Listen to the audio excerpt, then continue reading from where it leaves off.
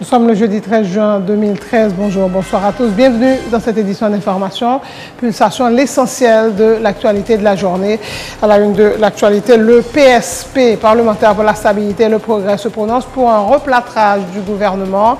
Le bloc majoritaire présidentiel à la Chambre basse souhaiterait participer au pourparlers dans le cadre de ce remaniement, annonce l'un des porte-parole du PSP, Abel Décoline. L'élu de Mirbalais Boukankare, qui n'est pas trop satisfait de la performance des ministères de l'Agriculture, de la Communication et de l'Intérieur. La militante féministe Jessie Chancy Maniga est décédée hier mercredi 12 juin. Elle souffrait d'un cancer depuis quelques années. Le quota de 30% de femmes dans la vie politique permettra de renforcer la démocratie en Haïti en favorisant l'intégration des femmes dans des espaces de responsabilité et de décision, selon la directrice de programme de l'Institut pour la démocratie et l'assistance électorale, IDEA International, a organisé ce jeudi à Port-au-Prince un atelier de sensibilisation pour les journalistes sur l'application du quota de 30% de femmes lors des prochaines élections. La police nationale d'Haïti a commémoré mercredi ses 18 ans à l'Académie de police à Frères. L'institution policière a mûri en dépit des difficultés auxquelles elle est confrontée, a indiqué le directeur général de la PNH, Godson Aurelius. L'exécutif s'est félicité du rôle de la PNH dans la stabilité du pays et s'est engagé à œuvrer pour la modernisation de la police. L'actualité sur le plan international, le FBI a lancé une enquête contre Edward Snowden à l'origine de révélations sur des programmes secrets de surveillance des communications, soulignant que ces fuites ont causé des dommages importants aux États-Unis. Pékin affirme avoir aucune information à fournir à Washington sur l'ex-informaticien de la NSA, pourtant toujours réfugié à Hong Kong. Sans surprise, Ariel Castro, inculpé pour la séquestration et le viol pendant une décennie de 3 jeunes américaines dans sa maison de Cleveland, a plaidé non coupable de toutes ces accusations. Mercredi, à son procès par la voix de son avocat, il encourt la peine de mort. Et puis en sport, Lionel Messi accusé de fraude fiscale. Selon la presse espagnole, le quadruple Ballon d'Or fait l'objet d'une plainte par l'administration fiscale de Barcelone pour avoir sciemment oublié de déclarer plus de 4 millions d'euros sur ses déclarations d'impôts 2007, 2008 et 2009. L'Argentin a démenti ces accusations via son compte Facebook. Voilà, mesdames et messieurs, pour le menu du journal.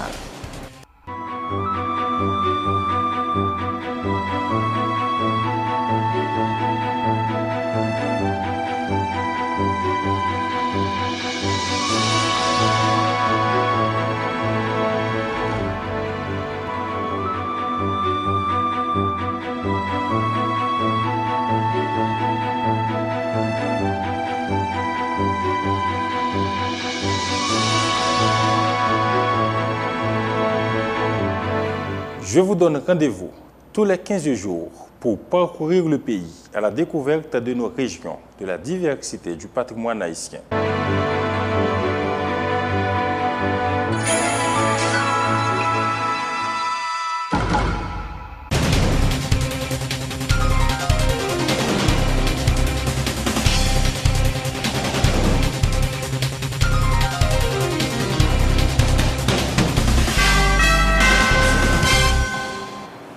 Bienvenue dans ce journal. Le PSP, parlementaire pour la stabilité et le progrès, se prononce pour un replâtrage du gouvernement. Le PSP, c'est le bloc majoritaire et présidentiel à la Chambre des députés, souhaiterait participer au pourparlers dans le cadre de ce remaniement. C'est en tout cas ce qu'a indiqué l'un des porte-parole du PSP, Abel Décoline, l'élu de Mirbalais Boukankare, qui n'est pas trop satisfait de la performance des ministères de l'Agriculture, de la Communication et de l'Intérieur.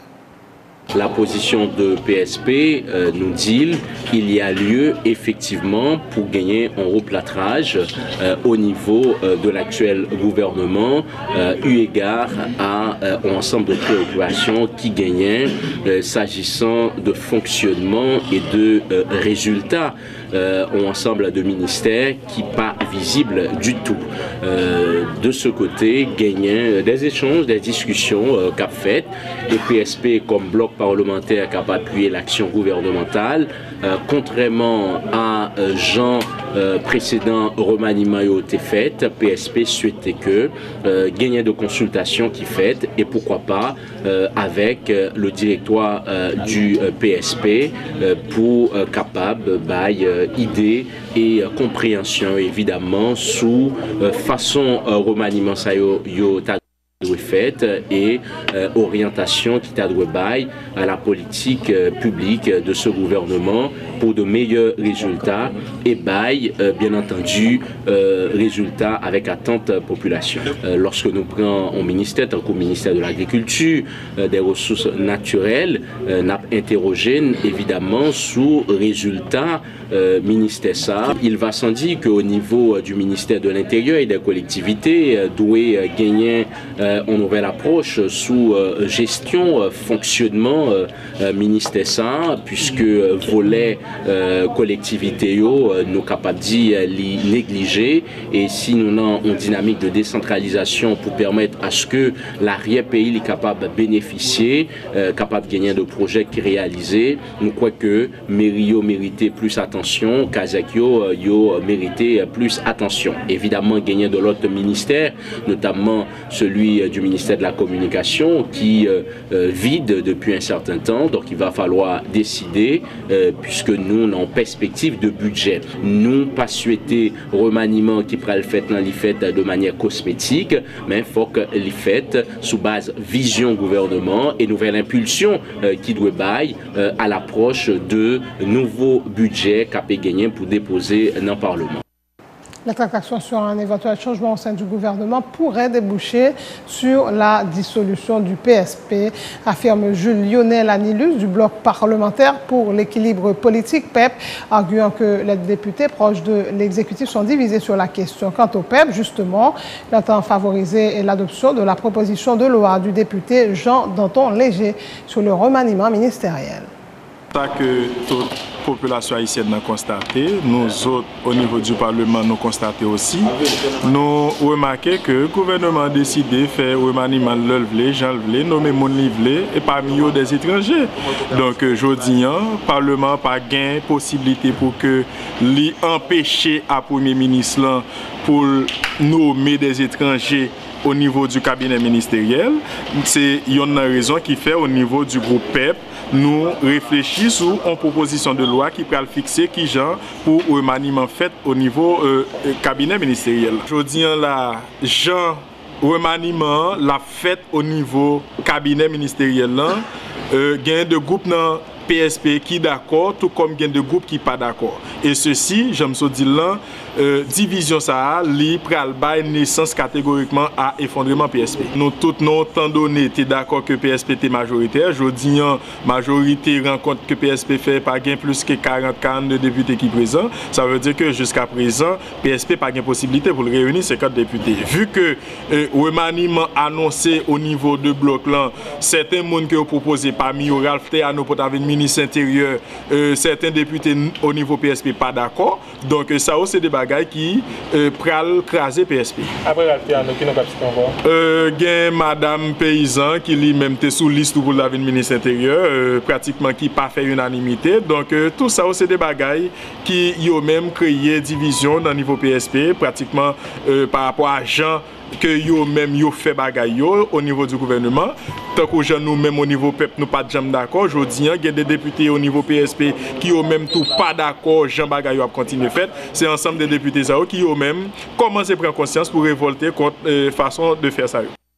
Le quota de 30% de femmes dans la vie politique permettra de renforcer la démocratie en Haïti en favorisant l'intégration des femmes dans des espaces de responsabilité et de décision. Dans le cadre des élections, le quota aide au rétablissement de l'équilibre entre l'homme et la femme, selon la directrice de programme de l'Institut pour la démocratie et l'assistance électorale, IDEA internationale, qui a organisé ce jeudi à Port-au-Prince un atelier de sensibilisation pour les travailleurs de la presse sur l'application du quota de 30% 50% de femmes lors des prochaines élections. Des progrès ont été réalisés, mais il reste un long chemin à parcourir avant d'atteindre l'objectif, a souligné Danielle Saint-Lô, la représentante de Femmes en démocratie. Danielle Saint-Lô qui dit compter sur le soutien des journalistes tour à tour. Marie-Laurent Josselin-Lassegue, Danielle Saint-Lô. Tant que nous connaissons les quotas en constitution amendée, donc c'est pour ça que dans la campagne que Coopération Suisse comme partenaire a appuyé pour nous expliquer tout le monde, puis bien toujours comment quota ça va implémenter, s'allier exactement. Et je dis, il était tout à fait normal pour que nous t'ayons invité quatrième pouvoir là, presse là, une séance de travail. Donc c'est vraiment une séance de travail avec des interventions de Hérold de Jean-François, Danielle Saint-Lô, Jessie Eval Benoît, Judy Serrois, pour que les journalistes soient capables de mieux cerner sa quota et surtout comprendre comment implémentation lui-même il peut le faire. Question quota ça qui a dans la constitution dans maman loi pays on croit son droit qui lié pour nous là. Donc ça qui est important qu'on y a c'est arriver fait que constitution respectée. Donc faut nous travail sensibiliser, faire plaidoyer pour que mise en application, ça veut dire que qu'on y a dans la constitution mais on pas carré chida là. Faut qu'il y ait des législations, faut qu'il y ait des réglementations, faut qu'il y ait des lois, faut qu'il y ait des politiques qui vont être en place pour que les tournent en réalité. Donc, je ne dis pas, grâce à la Chambre des députés, plus particulièrement à la Commission Chambre des députés sous affaires sociales avec droits femmes, eh bien, il y a un comité multisectoriel qui mettait en place, qui sont partenariats, ça me un partenariat privé-public, côté des organisations de femmes, qui chita avec ministère conditions féminines droits femmes et puis commission ça pour nous préparer une proposition que nous présenter par CEPA et qu'on y a fait un plaidoyer et journée jodia c'était sensibiliser journalistes médias parce que nous connaissons pouvoir média nous capacité média pour informer pour sensibiliser pour influencer quelque part donc c'est pour ça nous te chita journée jodia avec idée acte organiser événement ça pour nous parler avec les journalistes, dialoguer avec eux sur l'importance de participation politique femme, défis que ça représente. Le directeur général de Radio Ibo a insisté sur le rôle des médias dans la lutte en faveur du respect des droits des femmes. À Hérold de Jean-François, quoi qu'il est important que la presse participe dans les débats sur la représentation des femmes dans toutes les sphères des pouvoirs publics. Le PDG de Radio Ibo invite les femmes à s'impliquer davantage dans les activités politiques. Moi, je pense que la presse joue un rôle essentiel dans la parole à mesdames et tout débat démocratique qui était vraiment riche dans le pays d'Haïti. Et la question, la problématique de la femme, du rôle de la femme dans la société, dans la politique, il vient un thème récurrent. Tout le temps l'aller, tout le temps le venir, tout le temps l'aller, tout le temps le venir. Et vient gagner, dans les oreilles société, question anomalie ça. Et là, nous arrivons à Quota, et dans les gestes, il faut plaidoyer pour sensibiliser, pour l'entrer dans la tête, non, que Quota, c'est son bagage qui est normal. Mais Quota, justement, l'idée de Quota, elle est nécessaire parce qu'il y a une anomalie, il y a une injustice pour corriger. Si pas de injustice pour corriger, que ça allait de soi dans cette société, sur le rôle femme qui a joué dans la politique, comme président, comme ministre, comme premier ministre, comme député, comme responsable politique à tous les niveaux, et bien pas de nécessité pour te mettre quota. La nécessité pour mettre quota, c'est justement pour corriger une anomalie. Nous-mêmes, ça nous souhaitons que, au fur et à mesure, eh bien, pas de nécessité pour mettre quota encore parce que nous avons une société qui est équilibrée et que tout le monde est d'accord, forme avec garçon, les mêmes droits et les mêmes capacités et qu'à chance égale, eh bien, mesdames, ils ont fait même gens ou bien même plus bon que les garçons. Donc, et puis, ça vient gagner dans l'accompagnement la presse et le mouvement féministe, vient gagner dans la télévision, dans la radio, la question de faire la problématique de femmes. Et puis, vient gagner dans l'organisme international des Nations Unies, vient gagner, ils ont introduit la problématique de genre, et puis tout le monde a parlé de genre, etc. Et puis, les médias ont mis des émissions, des espaces, côté femmes, fait en des voix, et en plus, ils ont invité de plus en plus de leaders féminins et leaders féministes qui sont capables de venir faire en des voix et sensibiliser la société et par rapport à rôle femmes pour jouer. La militante féministe Jessie Chancy Maniga est décédée hier mercredi 12 juin. Elle souffrait d'un cancer depuis quelques années. Jessie Maniga a milité dans plusieurs organisations féministes, dont la CONAP. Jessie Maniga était la fille de l'ancien président François Maniga, l'ancienne ministre à la condition féminine Marie-Laurent Jocelyn Lassègue à propos de la mort de Jessie Maniga.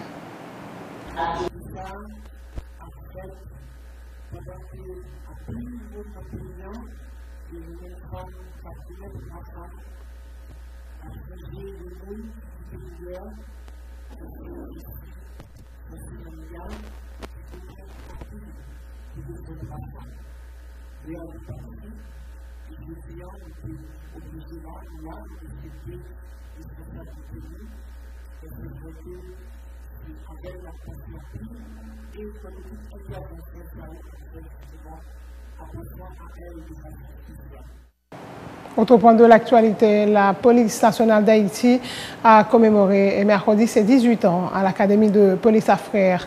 L'institution policière a mûri en dépit des difficultés auxquelles elle est confrontée, a indiqué le directeur général de la PNH, Godson Aurelius.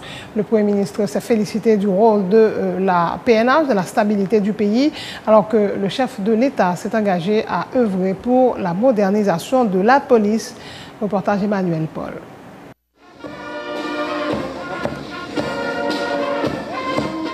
12 juin 1995, 12 juin 2013, 18 ans déjà depuis que la police nationale a été portée sur les fonds baptismaux.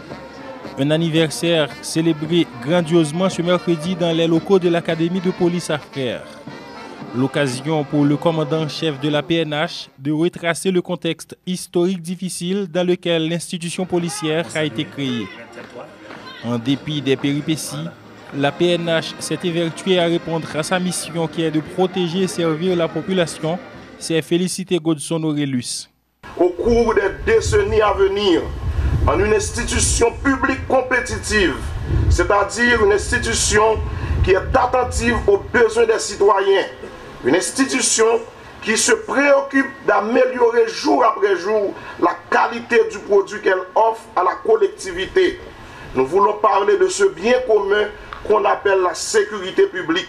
Intervenant à la circonstance, le Premier ministre s'est félicité des efforts consentis par le haut commandement de la PNH pour créer dans le pays un climat propice à l'investissement. Laurent Lamotte appelle à la collaboration de tous pour sauvegarder les acquis enregistrés par la police nationale. Merci en pile pour le sacrifice que nous faisons chaque jour, bon Dieu mettez. Sacrifice que nous faisons pour chaque citoyen à chaque citoyenne capable de vivre dans la sécurité.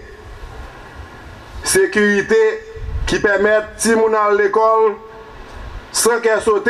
Sécurité qui permet la banque et le business fonctionner sans problème. Pour sa part, le président de la République a réitéré son engagement à œuvrer en faveur de la modernisation de la PNH afin qu'elle puisse remplir valablement sa mission.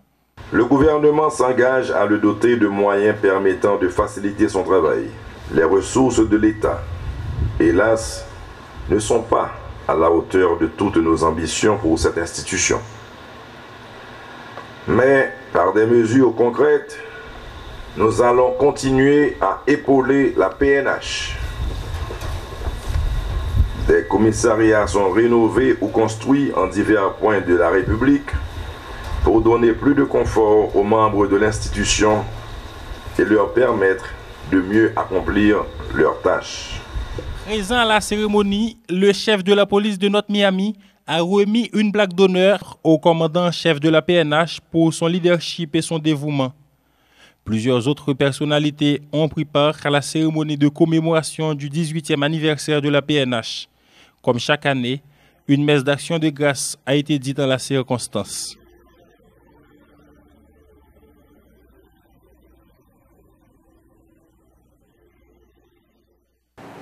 Le Bureau haïtien de normalisation a présenté mardi les résultats des travaux de l'évaluation des capacités des laboratoires nationaux d'essai en vue de marquer la journée mondiale de l'accréditation célébrée le 9 juin. Une activité qui visait à sensibiliser les structures d'évaluation de la conformité que sont les laboratoires d'essai et les corps d'inspection, entre autres, sur le rôle de l'accréditation dans la facilitation du commerce. La directrice du Bureau haïtien d'accréditation, Michel Poltre, fait savoir qu'actuellement, les démarches sont en cours en vue de la mise en place d'un bureau d'accréditation dans le pays. L'activité de ce matin, c'est pour célébrer la journée mondiale de l'accréditation qui a été commémorée dans le monde le 9 juin. Le ministère du Commerce et de l'Industrie a voulu s'associer à cette commémoration et profiter de cette célébration pour sensibiliser le public en général et les parties qui sont concernées, c'est-à-dire les laboratoires d'essai, les organismes d'inspection et les utilisateurs des services de ces organismes aux enjeux de l'accréditation.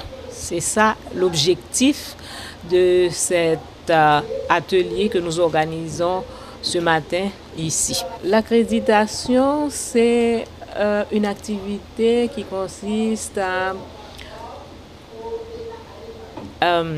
attester la compétence des organismes d'évaluation de la conformité.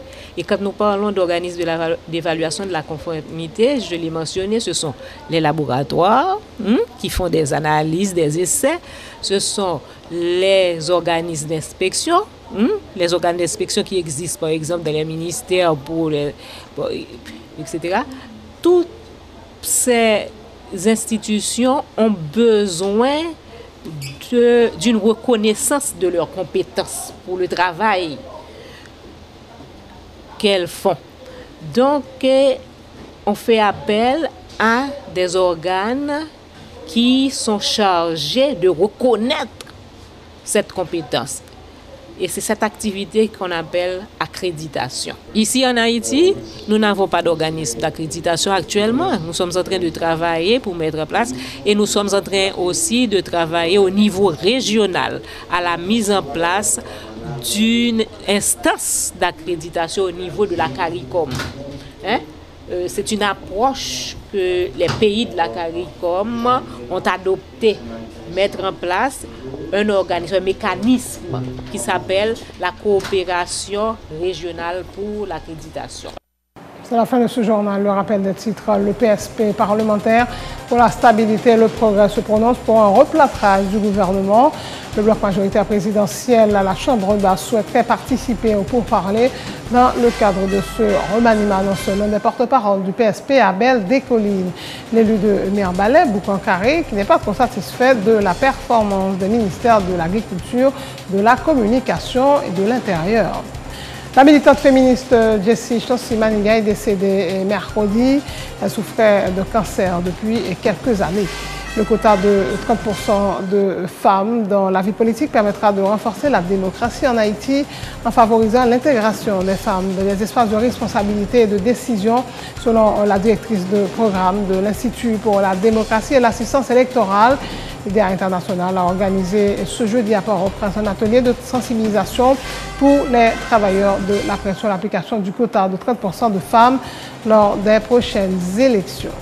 La police nationale d'Haïti a commémoré mercredi ses 18 ans à l'Académie de police à Frères. L'institution policière a mûri en dépit des difficultés auxquelles elle est confrontée, a indiqué le directeur général de la PNH, Godson Aurelius. L'exécutif s'est félicité du rôle de la PNH dans la stabilité du pays et s'est engagé à œuvrer pour la modernisation de la police. À l'international, le FBI a lancé une enquête contre Edward Snowden à l'origine de révélations sur des programmes secrets de surveillance des communications, soulignant que ces fuites ont causé des dommages importants aux États-Unis. Pékin affirme avoir aucune information à fournir à Washington sur l'ex-informaticien de la NSA, pourtant toujours réfugié à Hong Kong. Sans surprise, Ariel Castro, inculpé pour la séquestration et le viol pendant une décennie de 3 jeunes américaines dans sa maison de Cleveland, a plaidé non coupable de toutes ces accusations mercredi à son procès par la voix de son avocat Il encourt la peine de mort. En sport, Lionel Messi accusé de fraude fiscale. Selon la presse espagnole, le quadruple ballon d'or fait l'objet d'une plainte par l'administration fiscale de Barcelone pour avoir sciemment oublié de déclarer plus de 4 millions d'euros sur cette déclaration d'impôt 2007, 2008 et 2009. L'Argentin a démenti ces accusations via son compte Facebook. Merci de votre attention. Vous retrouverez à partir de demain vendredi, samedi et dimanche donc Dode Laurelus pour Pulsation Week-end. Bonne suite de programme sur Télé Pluriel.